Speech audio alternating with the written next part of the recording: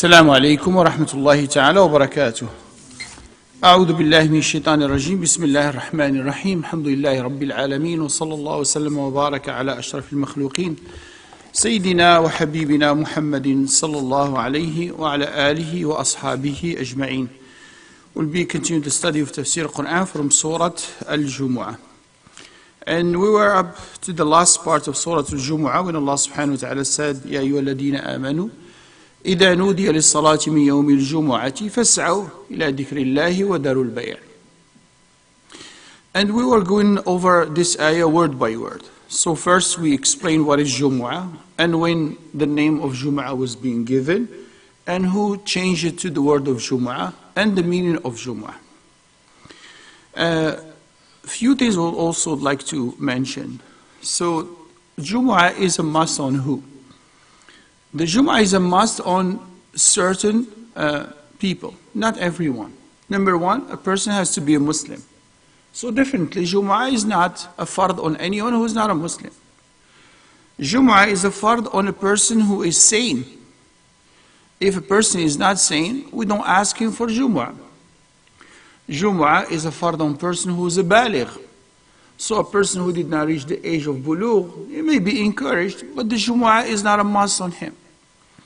Jumu'ah is a must also on a man, but not for the women.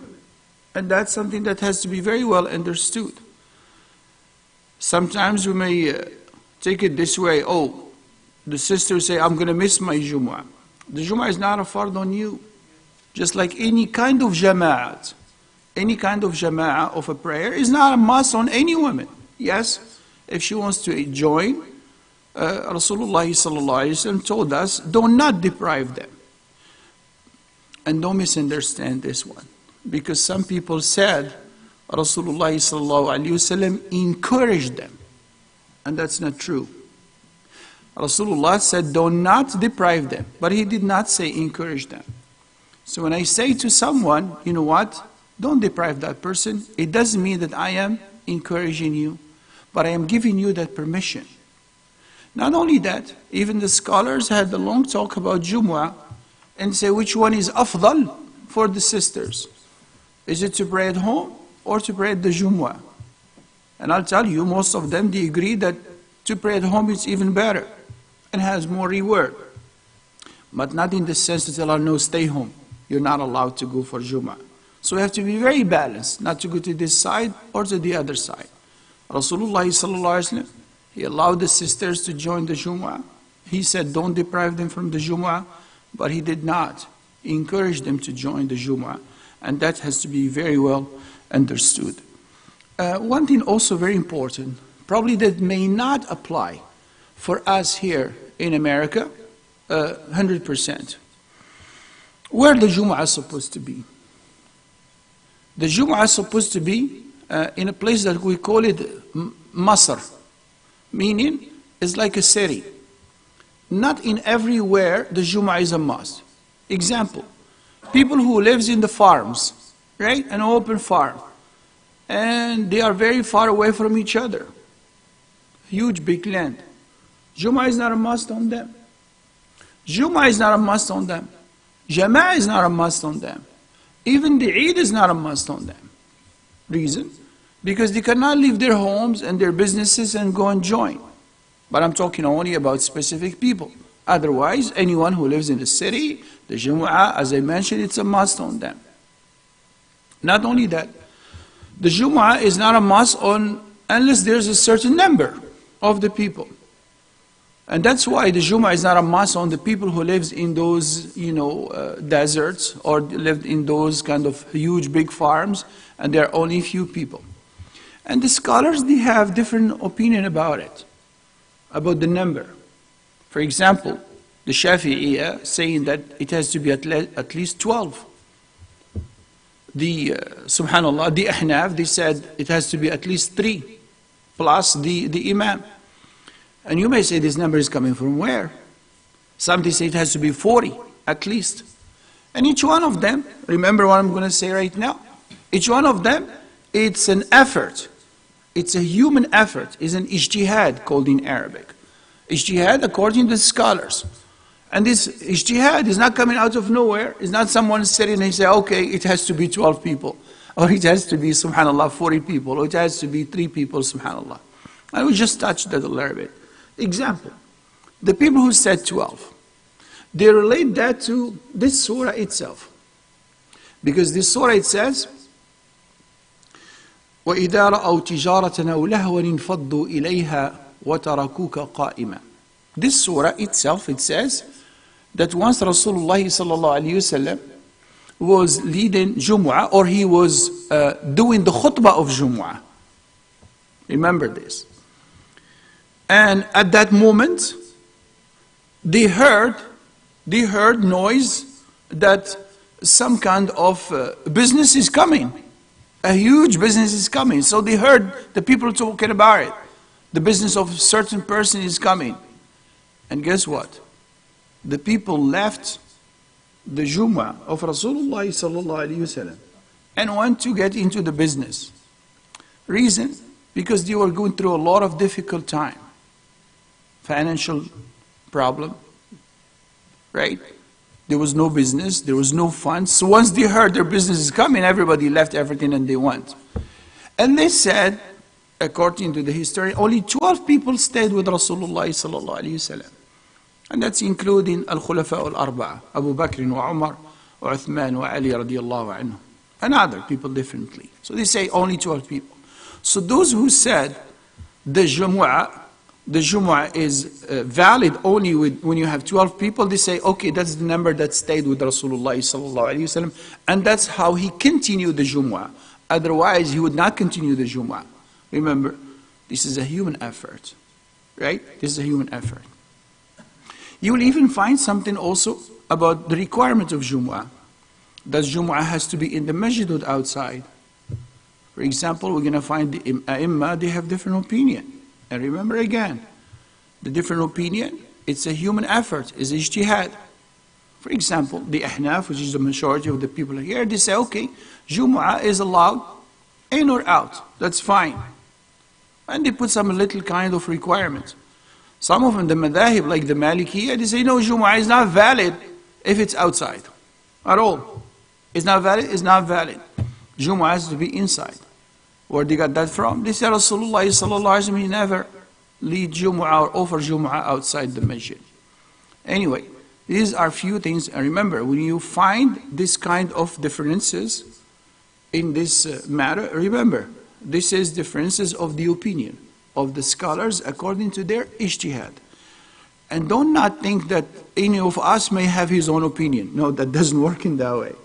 It's only qualified people. When you're talking about Malik and Abu Hanifa and Ahmad and Shafi'i, these are the people who are called ulama mujtahidin. They reach that level. Memorizing the Quran, doesn't count. But memorizing more than at least 300,000 hadiths, right? That was like the basic things for them. So in me or you say, okay, I have my own opinion. Say, your opinion is based on what, brother? It's just like you go to a doctor and he writing for you and you say, no, I have a different opinion. They say, okay. That's actually what happened with a lot of us sometimes when we see the discussion with the scholars at that level. Going back again. So we said the Jumu'ah, number one, it is a must for the male, a Muslim, sane, not for the women, not for the children. But if they offer it, it's definitely acceptable from them. Even scholars talk about something very important, which is also, we may see it, it happened here in America, when there are many masajids. Islam encouraged the people to be always together. And Islam encouraged people to have more masajids, but not in the sense that there will be competition between the masajids. Because the purpose of a masjid, and it's called in Arabic language, al-jami'. Al-jami'. We call it al-masjidu al-jami'. Jami' in Arabic language means jama'a. It will gather the people. So the purpose of al-jami', that it will have the maximum of the people, especially on the time of Jumu'ah. That even some of the scholars, they went for the karahiyah. They said, you know what, it's makruh that there's a masjid jami' and then the other person after 2 blocks, he wants also to have his own jami'. So what will do that? It will divide the community. half over here and half over there, and then another one and another one and another one. Yes, if there is at least a certain number of miles, right, and the people need that, that is needed. But there's nothing wrong in opening small masajids. We call it musalla, right? People may not be able to come to the masjid in every single 5 daily prayers, but especially for the Jumu'ah and for the Eid, the purpose is to have the maximum of the people for that. And this is what the opinion of the majority of the scholars, subhanAllah, regarding what we call Salat Al-Jumu'ah. Even some of them, and this is again an opinion among them, that they say, you know what, if there is a masjid and purposely another masjid they open, just for that reason, to take, divide the community, that Jumu'ah is not even valid for them. Because the purpose of Jumu'ah is to bring the people together. And even the word Jumu'ah and Jama'ah and Jami' comes from the same word, is to bring the people together, not to divide them into pieces, subhanAllah. Another thing also, which is very important regarding the Jumu'ah, which is, we just mentioned the ayah, it is actually about the business, right? And we said, once the adhan is being called, any business is prohibited. Any business is prohibited, especially from the man, because they are the one. So let's say I know that Jumu'ah, I heard the adhan of Jumu'ah. And you may say, okay, here we don't hear the adhan of Jumu'ah, right? They say, you know when the Jumu'ah is starting. You know when the time of Jumu'ah start. When the time of Jumu'ah start, it becomes prohibited for anyone to get into any business, buying or selling. And any business that you do, it is actually invalid, according to some of the scholars. And according to the other one, it's valid, but actually you committed a sin by doing a business, by buying or by selling anything. To that point, just remember that.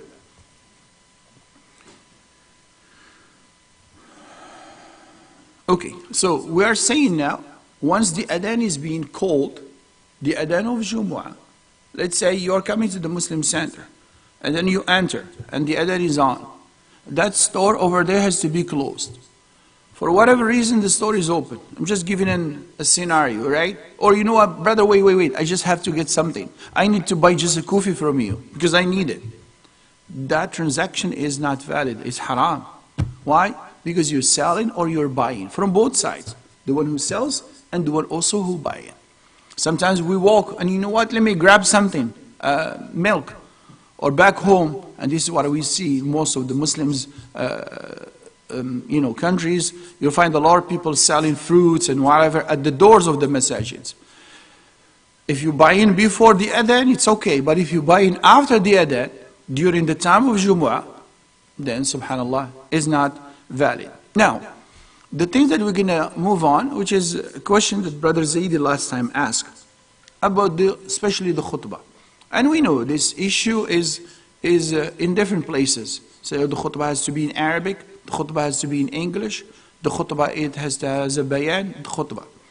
And for that reason, we're just going to say what all the madahib says about this. And remember again, when I say all the madahib are saying, this is a human effort. Why? Because if it was a word from Rasulullah sallallahu alaihi wasallam, no imam will have the right to disagree with Rasulullah. And if he disagree with the word of Rasulullah or the hadith of Rasulullah, it would not be taken from him. Just like I tell you, the imam said this, but Rasulullah said this. We're going to say, brother, if the imam is not following Rasulullah, there's no point. And there's no way for any of those imam, Malik, Abu Hanifa, Ahmad and Shafi'i, that any of them, he heard Rasulullah saying so, and he say, no, I have a different opinion. That's not true at all. Because all of them, they say, let's say Malik said, كُلٌّ يُؤْخَذُ مِنْهُ وَيُرَدُّ عَلَيْهِ إِلَّا صَاحِبُ هَذَا الْقَبْرِ. He said, anyone you could take from him, and you could reject what he said, except the one who is in that grave, pointing to Rasulullah sallallahu alayhi wa sallam. Abu Hanifa said, subhanallah, إِذَا صَحَّ الْحَدِيثُ فَذَلِكَ مَذْهَبِي. He said, okay, if you find the hadith and the hadith is sahih, that's my madhab. Even if I don't say it. Because he said, okay, probably that hadith, I didn't know about it. It didn't reach me. So anyway, he said, once you find the hadith, that's right. Now going back again. So the Ahnaf, I mean, I'm talking about the madhab itself, the Ahnaf, they said the khutbah of Jumu'ah, لها ركن واحد. It has only one rukn. One rukn means one pillar, right? One rukn, one thing. What is it? They say, هو مطلق الذكر الشامل القليل أو الكثير. So what they said, any dhikr of Allah subhanahu wa ta'ala, any dhikr of Allah subhanahu wa ta'ala, a little bit or a lot, that is actually could be a khutbah, subhanallah. And of course, they said in this khutbah, يكفي لتحقيق الخطبة, in order to establish a khutbah, we'll say what? تحميد وتسبيح وتهليل. Say, at least you say alhamdulillah, at least you say la ilaha illallah, at least you say subhanallah. So if a person stand there for the khutbah and he said those things, that will be enough. That will be enough. And guess what? In the sunnah, the khutbah has two parts, the first khutbah and the second khutbah. So for them, the first khutbah is the rukn, but the second khutbah is only a sunnah. Meaning if somebody by coincidence or by any mean, he did not do the second part, still the khutbah is valid. And the Jumu'ah is valid, subhanallah. So remember now, with the Ahnaf, this issue is not even there. They are not requiring anything except that the khutbah has to be had the dhikr of Allah subhanahu wa ta'ala. That dhikr, it could be alhamdulillah, salatu ala rasulillah, la ilaha illallah, subhanallah, something like that. The Shafi'iyya, they put 4 arkan, or five arkan, subhanallah. He said, number 1, hamdullahi wa yushtaratu an yakuna min maddati alhamd. We have to say alhamdulillah, or ahmadullah, or inna alhamdulillah. So any sentence like this, it is actually valid. وأن يكون مشتملا على لفظ الجلالة. The word لفظ الجلالة means the word Allah subhanahu wa ta'ala. So the word of Allah has to be mentioned. Subhanallah. And then الصلاة على رسول الله. Then definitely you have to mention Salat, Durud Sharif, Salatu Ibrahimiyya, Allahumma salli ala Sayyidina Muhammad wa ala Ali Muhammad. So that's also a part of the khutbah. And reciting an ayah or a hadith. You say, for example, يَا أَيُّهَا الَّذِينَ آمَنُوا اتَّقُوا اللَّهِ. It's a part of an ayah. So this is actually the requirements of the khutbah, subhanallah. And some, of course, they said dua for the Muslims. Dua for the Muslims. The Malikiyya, they said the khutbah has also rukn wahid. Rukn wahid, one, only one. They said what? تَحْذِيرٌ أَوْ تَبْشِيرٌ. It's either you warn the people or you give them some good news. Regarding Allah subhanahu wa ta'ala, for example, O people, fear Allah subhanahu wa ta'ala. O people, have hope in Allah subhanahu wa ta'ala. So this is the khutbah. The Hanabila, and that's the last one. They say the khutbah has arba'atu arkan. And probably if we go with the Hanabila, it's actually summarizing all of those and bringing all of them together. So what they said? Number 1, in the beginning say alhamdulillah. Right?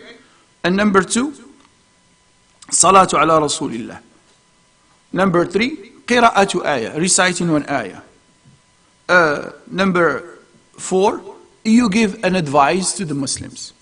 If you look at this, this is actually what usually in most of the khutbahs.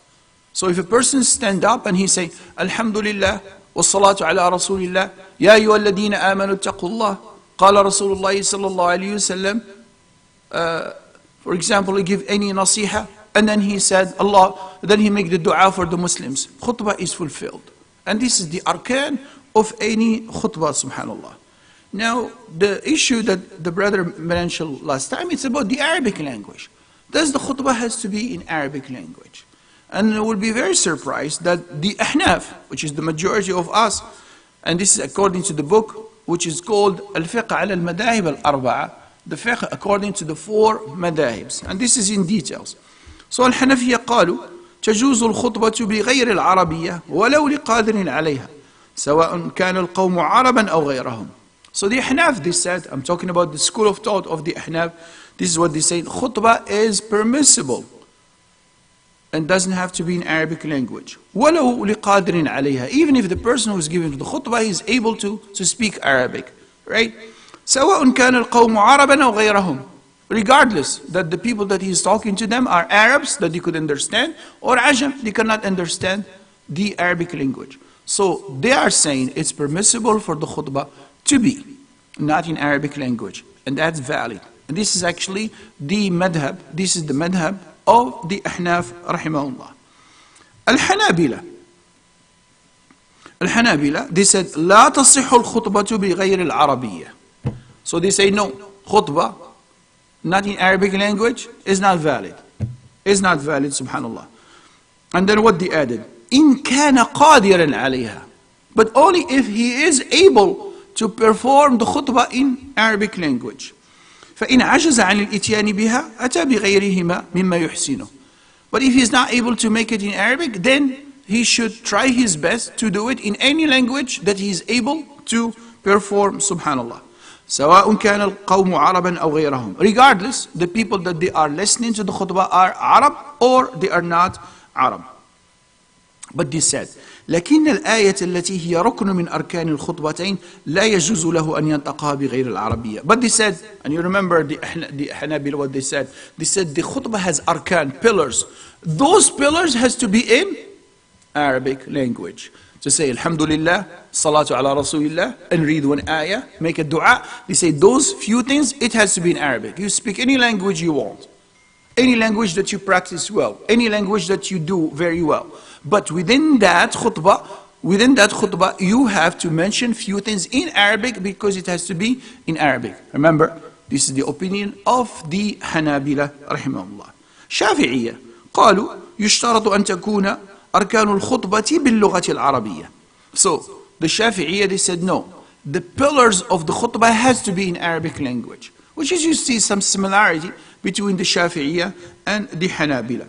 So they said يشترط أن تكون أركان الخطبتين باللغة العربية فلا يكفي غير العربية متى أمكن تعلمها فإن لم يمكن أو لم يمكن الخطيب بغيرها إذا كان القوم عربا أو عجما فلا يشترط أداؤها بالعربية. They said as long as the person who is given khutbah he is able to learn Arabic and perform it in Arabic, it is a must on him to do it in Arabic. But if he's not able to do it in Arabic, then it's okay. He could do it in any other language, subhanallah. Now the last one, which is the Malikiyya. قالوا يشترط في الخطبة أن تكون باللغة العربية ولو كان القوم عجما لا يعرفونها. So probably this is the most to the extreme if you want. So the Malikiyya, they said the khutbah has to be in Arabic, regardless. People, they know Arabic or they don't know Arabic. They understand Arabic or they don't understand Arabic. You have to perform it in Arabic language, subhanallah. So I'm going to just, this is actually the four madahibs, which is we know. Some they said it's okay, no Arabic, and that's the majority of the Ahnaf or the opinion of the Ahnaf. The Hanabila, they say it has to be in Arabic unless the person is not able to perform it. The Shafi'iyya, they said at least the arkan of the khutbah, right, has to be in Arabic, even if you mix it with some other language. And the only opinion, which is the Malikiyya, the only one he said khutbah has to be in Arabic. Has to be in Arabic. Even if the people don't understand Arabic, still you speak to them in Arabic. Brother Zaidi, this is all the details that you could have. Go ahead.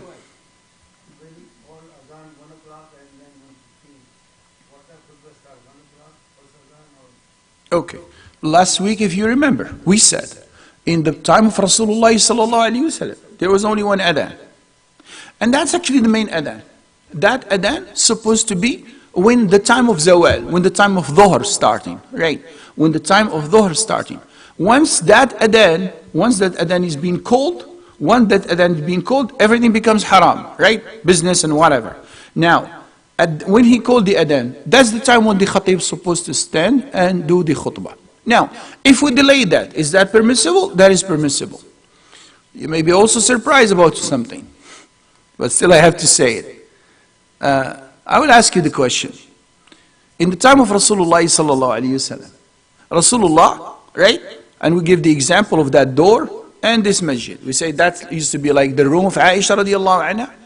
Rasulullah used to come out, and when he comes, then Bilal radiallahu anhu makes the adhan.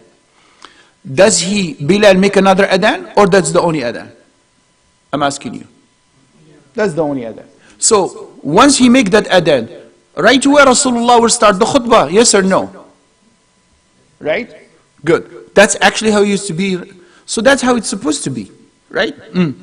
Now, the thing that I'm going to tell you, which is the new things, was there any sunnah in between?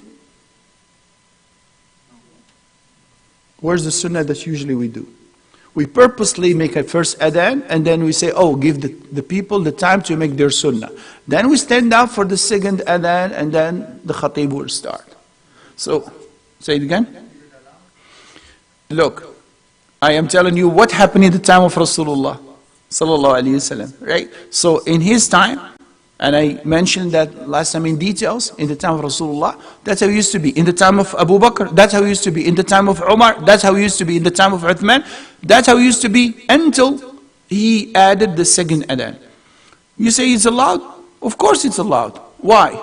Because if a Sahabi, like Uthman radiallahu anhu arda, and I explained that last time, if a Sahabi, he say something and the other Sahaba agree with him on something, you can never say that is not allowed. Because they are the people to understand the Islam better than me and better than any other scholar. Do not say Rasulullah didn't do it, because if there was something wrong, the Sahaba would not do it. We believe that the Sahaba are free from any bid'ah. Free from bid'ah.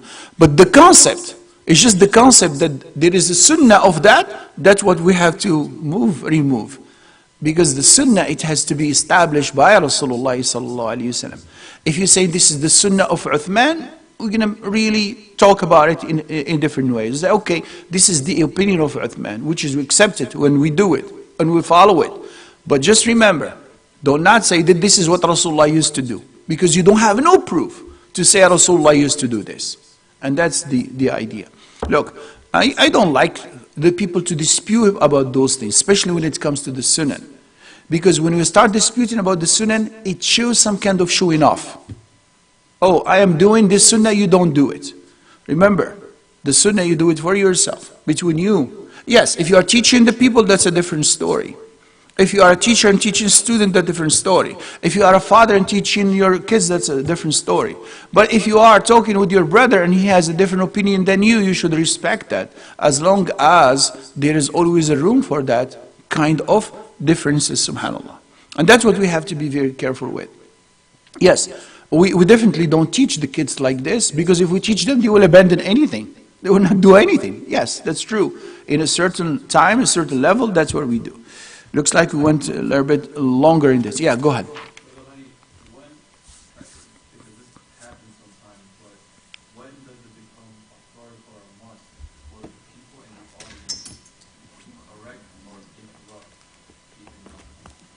In the khutbah? Unless he said something haram. If he makes a mistake, that's okay. You're not allowed to. Let's say he says something mistake. Let's say he referred to something, and what he referred is not really the right thing, is correct, is wrong. Do I have the right to interfere? No, I don't have the right. But if he says something haram, which is was mislead the people, haram. I'm not talking he give wrong information. That's a different story. Let's say, for example, he said, okay, last year in whatever, it was 5,000 people, but it was actually only 200 people. I don't have the right to stand up. My khutbah will break. My Jumu'ah will break. And that happened because the hadith of Rasulullah is clear. روى الإمام مالك عن أبي الزناد عن الأعرج. This is an authentic hadith. It was narrated by Imam Malik رحمه الله عن أبي الزناد, his teacher أبو الزناد, عن الأعرج, other teacher, عن سبحان الله عن الأعرج عن أبي روى الإمام مالك عن أبي الزناد عن الأعرج قال رسول الله صلى الله عليه وسلم, Rasulullah said, إذا قلت لصاحبك أنصت والإمام يخطب يوم الجمعة فقد لغوت. If you say to your brother, listen, during the khutbah, right? Imam is in the khutbah, and then your brother on the side, he is talking. Whatever he's saying, and you tell him, please be quiet. Your Jumu'ah is gone. But yes, your Jumu'ah is gone. I didn't say anything bad, your Jumu'ah is gone. I just tried to correct him. I just tried to keep him quiet. Your Jumu'ah is gone. إذا قلت لصاحبك أنصت. If you say to your brother, your friend, listen, والإمام يخطب يوم الجمعة, while the imam is giving khutbah, فقد لغوت, you committed لغو. And the Rasulullah, ومن لغى فلا جمعة له. And whoever committed لغو, he has no jumu'ah. So whenever there's a dispute in the masjid and a person talk, try to avoid it. The only case, if the person in charge, he is trying just, you know what, to bring order back, right? So the two brothers are disputing. That might create even a fight.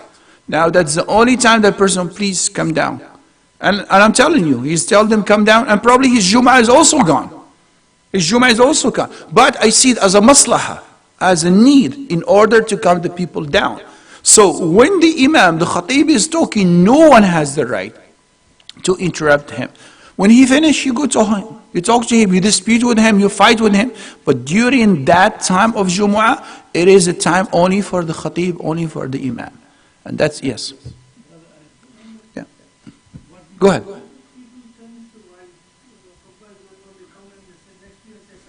You're not supposed to answer. You shake his hand, but you don't answer. Yeah, you shake your hand. Because we will go with the lafz, with the word. Rasulullah said, إِذَا قُلْتَ, if you say. Sorry, brother. What we practice here, first we give the wa'az nasiha Mm-hmm. in English language. Right. Second, we do the khutbah. Okay. So, even in Pakistan, the same. The second part must be in Arabic. Okay. That is what I am asking you. Second part is main khutbah. First is the wa'az nasiha. So, second part must be in Arabic. Okay. Let me be clear with you and honest with you. The way how we do it, let's say in India or in Pakistan, or sometimes over here, a person stand up and he gives something called bayan. He calls something bayan. Now that bayan that he's giving, is it, you are saying that, is that the khutbah? No. That's not the khutbah. It could be in any language. Yes. So that's what I want to come to you with. That what he's giving is not khutbah. It's not a part of the khutbah. Now that he coming up with, is that a sunnah or a bid'ah?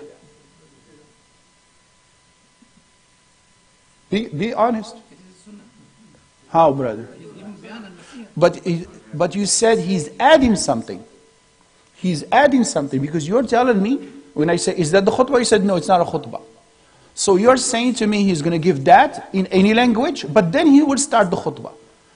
If we continuously doing that, we add in something now.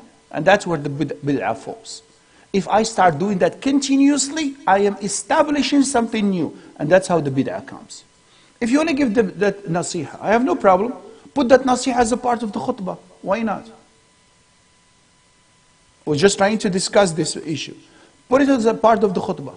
Why you are saying I have to give bayan in any language and then give the khutbah in Arabic? Now let me tell you, and this is what I don't feel comfortable with.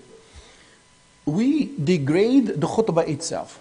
Because when you say, I'm going to give the bayan in any language, English, Urdu, whatever is language, and then the khutbah. You know very well how to give the khutbah in Arabic. How long it take? 2 minutes? 3 minutes? How fast he is? Does he know what he's saying? Do the people know what he's saying? Don't you see that he is really degrading the khutbah? The khutbah becomes the least of anything. And the bayan becomes the most important thing. Then the whole khutbah, which is you say it's a sunnah, it's the one who's being not respected. And I don't see it. And I'm telling you, with my own experience, I see how the people, they just want to finish it. They look at the time, okay, I have 3 minutes. I'll finish it in 3 minutes. That is the khutbah, which is a part of the salat, which is a part of the Jumu'ah. It is being degraded. But the bayan, which is only being added, that is being praised. The bayan has to be a part of the khutbah. Allah subhanahu wa ta'ala told us in the Quran, وَمَا أَرْسَلْنَا مِن رَسُولٍ إِلَّا بِلِسَانِ قَوْمِهِ لِيُبَيِّنَ لَهُمْ. Indeed, every messenger was sent to his own people with their own tongue in order to explain to them. So the purpose of the khutbah is to explain something. Otherwise, the khutbah becomes only a ritual. No purpose for the khutbah. You may agree with me, you may disagree with me, but this is how I see it. Sorry, brother, go ahead. As you said, doctors, we give opinion. The opinion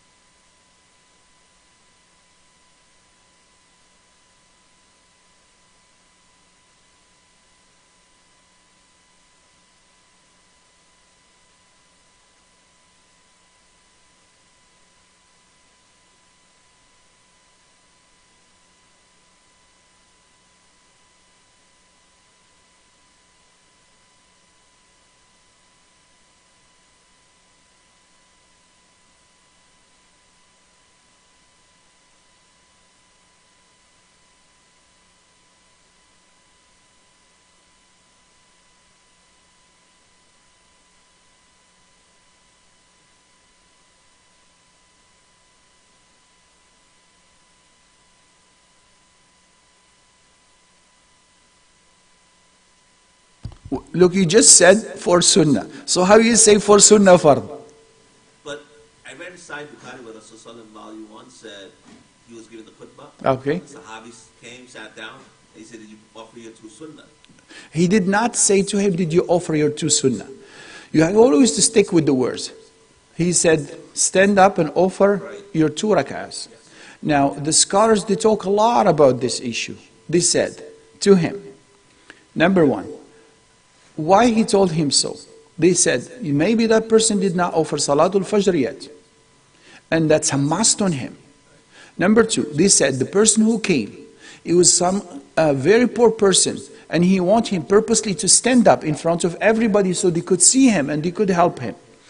Now, what defuted that, Rasulullah never went inside the masjid to offer these two sunnahs. So how this one or the other one? So there was a lot of talk about it. Now, how are you going to come up with the four, and with the two, and with before, and with after? There's no way for you to come up. But what they did, they said, okay, hold on. Whatever is being offered for Dhuhr, it's also being offered for what? For Jumu'ah. But we know Jumu'ah and Dhuhr are not the same. They are not the same. People tried, even for example, people start to say, oh, the khutbah is equal to 2 rak'ahs. That's not true. Practically, that's not true. Here's why.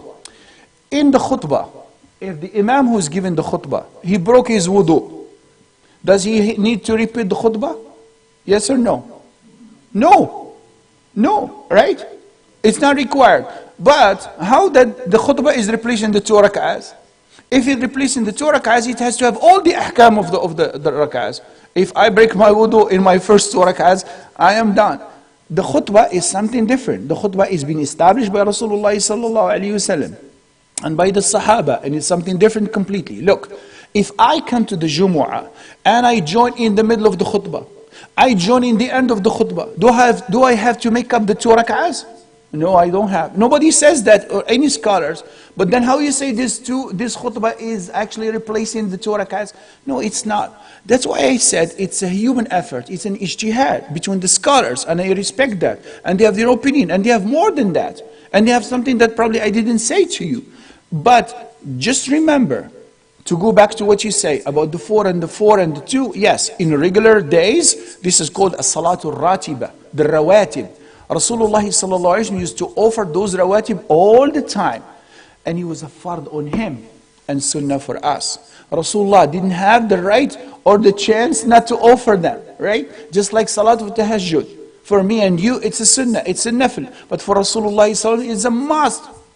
So that's what we have to understand very well. So when you do it and you continuously do it, of course I'm going to encourage you and say, yeah, go ahead. As long as Allah subhanahu wa ta'ala give you the ability. I'm not saying you are doing wrong. You are doing completely right. But you cannot force someone else and say, oh, you have to do this. You don't have no right. Let me close with this. We took too much time. The Bedouin who came to Rasulullah sallallahu alayhi wasallam, and this is a very major hadith. And then he asked him, tell me what is Islam. He said to him, you say, La ilaha illallah, Muhammad Rasulullah, Iqamu Salat, Ita'u Zakat, Sawm Ramadan, and Hajjul Bayt. He said, is there anything else? He said, no. He said, no. So he said to him, Wallahi la azidanna alayha. He said, I will not give anything more. And he left. Look what he said. I am not going to give more than the 5 daily prayers. I'm not going to give more than my Ramadan. I'm not going to do more than 1 Hajjah. I'm not going to do more than my regular zakat. And he said, I'm not going to add. And he left. Rasulullah said, Aflaha in sadaq. He will be successful if he does whatever he committed himself to. You see, the Islam, it's for everybody. Some people have the ability to do more. Some they have the ability to do much more. Some they have the ability only to do a certain fara'id. And we cannot make it difficult for them. And that's the nahj of Rasulullah sallallahu alaihi wasallam. May Allah forgive all of us. Yes.